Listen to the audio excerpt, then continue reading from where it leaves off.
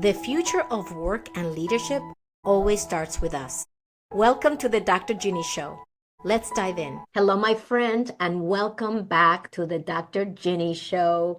I am getting ready to present for one of my partners, McKinsey & Company. I am one of their external leadership coaches, and we host a cohort of executive Hispanic Latinos who are on their way to ascension. And as I prepare, I thought I'd come on with you and share a bit of what I'm going to do in my TED Talk, where I'm going to focus on unlocking potential. I wanted to give you a preview, and at the same time, I want to serve you. Many of us have plans and dreams and aspirations, and I've been helping my members that are part of our monthly Visionary Leaders Circle and the members in our Elevate program and private coaching. I've been helping my clients get very clear on what are their targets, because if you've been around the block like we have, before we know it, we'll be looking at the end of the year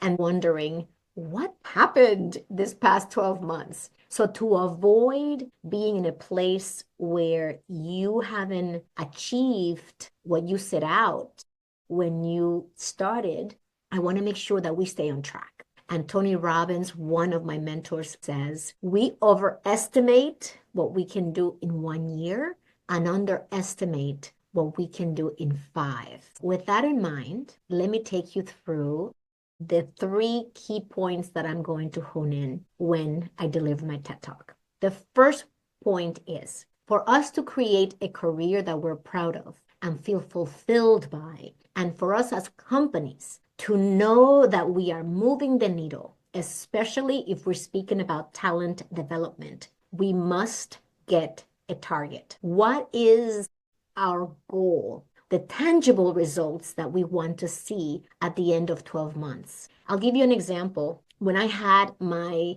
New Year planning session with one of my mentors, Fabienne, I put on my plan that I wanted to create my programs to be open enrollment. That was one of my primary goals, because in that way, whenever one of my partners or organizations wants to send one of their leaders to our program, or if I wanted to do, obviously, private coaching, I can start anytime. But any of the programs that I have a group or cohort involved, I want to make sure that at any time during the year, they can enroll in that program rather than having to wait for September or January, which was my traditional start date. Because I have that down on paper and it's a clear goal for me, quantifiable, I, as of today, can say that my team and I have been working diligently to ensure that our Elevate program, which is our 6-month leadership training for leaders in mid to senior levels, looking to advance and grow and gain critical leadership skills, is now open enrollment as of the 31st of the month.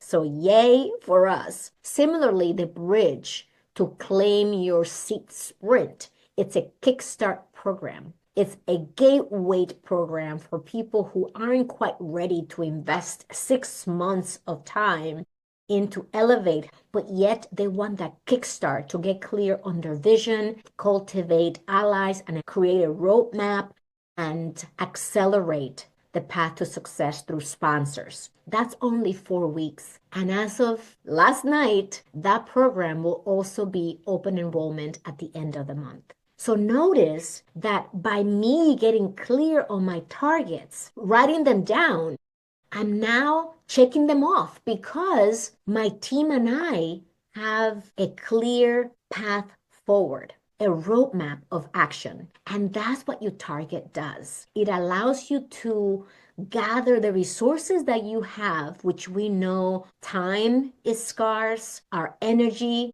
our attention, our finances, we don't have unlimited resources. And when we don't have a target, we have diffuse focus. And what happens is we end up spending time on things that are not high priority for us. This happens to us individually and as organizations. The way to avoid falling into that pitfall is to set a clear target. That's the first topic that I want to bring up to you today. The second topic that's extremely important, and it goes hand in hand with having a target, is that many times we don't have all the skills and resources we need to accomplish what we want to do. And so the question is, once you have your target, asking yourself, what resources will we need as a company? What resources do I need as a person to achieve the target? And I'll give you another example. One of my personal targets for this year is to continue learning French. So how am I going to do that on my own? I have Duolingo. With Duolingo, I practice my grammar, my reading, and my speaking. The tool that I need to get the skills is Duolingo in this case. And there's many others that I've heard great things about. What are the tools and skills that you will need? One of my priorities in 2025 is to continue to develop the Alpha board. Alpha stands for the Association of Latino Professionals for America. And in that capacity, I'm responsible for ensuring that all the board members, including directors, are developed throughout the year. Recently, I delivered one of my trainings for the directors on executive presence, influence, and impact.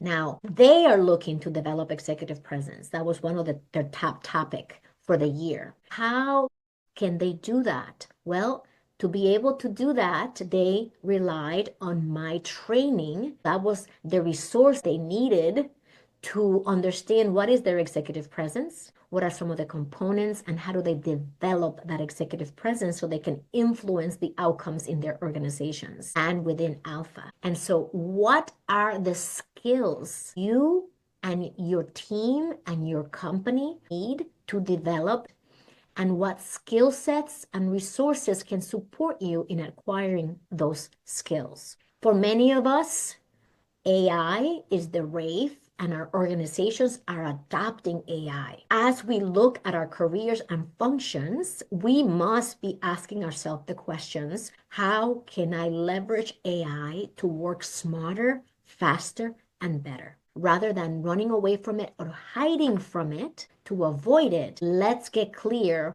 how can I leverage it? What are the tools that are out there that I can use to do my job better, faster? And if we do that, we will get ahead of the curve instead of be hit by the wave and get knocked down. That is the second point that I want to leave you with. The third one is, what about getting unstuck? Here's what I mean by this. We may have the best intentions in the world to develop ourselves, to grow, to improve our public speaking, to develop executive presence, to understand our personal brand and build it and strengthen it. We go ahead and look for the resources that are available to help us do all those things. And then the getting unstuck part comes in when we realize that even though we want to do those things, there's something holding us back. I'll give you an example for me, and I'm going to be very vulnerable with you. One of my goals this year is to scale my B2B business. And what that implies is that I need to be reaching out to my network regularly. And if I told you that I'm not hesitant to do that, I will be lying. How come I'm hesitant to do that? Well, there's some beliefs that I have around doing that. And so I looked for support from my business coaches to help me identify what is behind the resistance to reach out, and instead get very clear on how I will contribute to my partners and the people that I reach out within my network. And when I do that and I get clear on my why does this matter to me,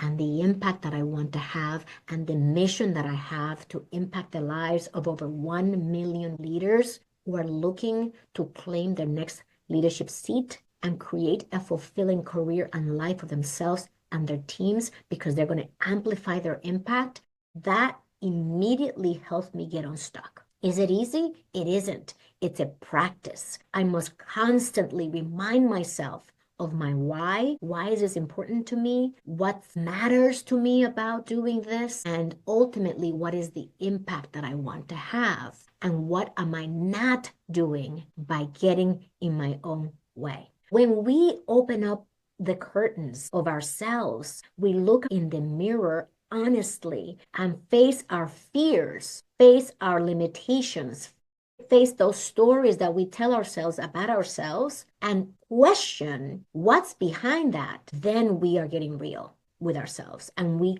get to figure out what's keeping us quote unquote stuck. One of the processes that I learned to use is one by Byron Katie, who said, things are happening for you, not to you.